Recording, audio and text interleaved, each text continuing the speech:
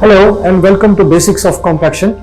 Today in this module we are going to study the four forces of compaction. The four forces of compaction, as you can see, are static, manipulation, impact and vibration. But before that, let's understand what is compaction all about. Compaction is nothing but the process to improve the stability of the material which we are going to compact. The process involves applying an external force on the material, thereby causing the air voids to reduce. Compaction can be done in two ways. One with higher forces and one with lower forces. Lower forces usually are given by static and manipulation. Higher forces are more powerful and they contribute to best density in the mat after compaction. Higher forces usually are impact and vibration. So static, manipulation, impact and vibration are the four major forces of compaction that we are going to look into today. First, let us look at static force. Static force, as you can see in the photo what I have shown you, there is a rock placed on a person and this weight of the rock is going to contribute to pressure which is acting on top of the material. The rock applies downward force and pressure through its heavy weight and compresses the material beneath it. This is compaction at its most basic form.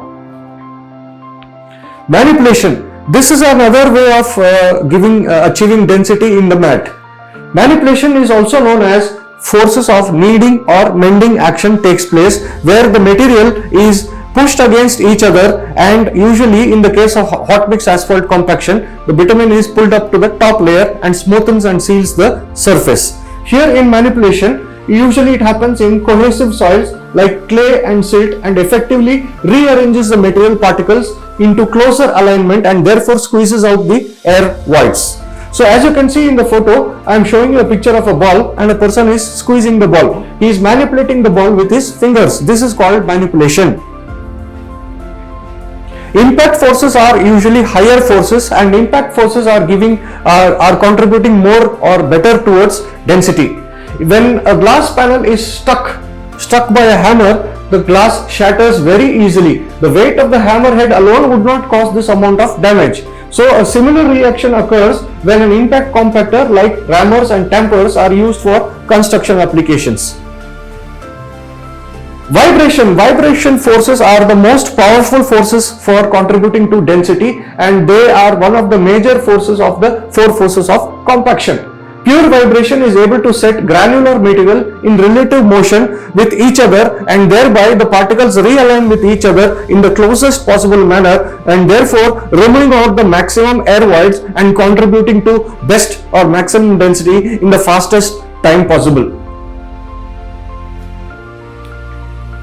So let's take a quick quiz, test your knowledge on what are the four forces of compaction. So the first one is vibration compaction force. Which picture shows this? A, B, C or D?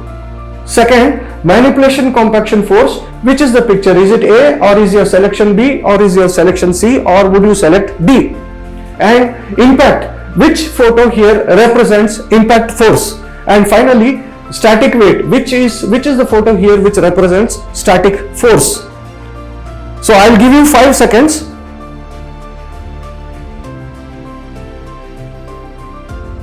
Okay, so it's time to give you the answers now. So the right answer will be D, B, C and A. Vibration compaction force is D. Manipulation compaction force is B. Impact compaction force is C and static weight is depicted by the picture A. So with this we come to the end of this section of compaction basics. Thank you.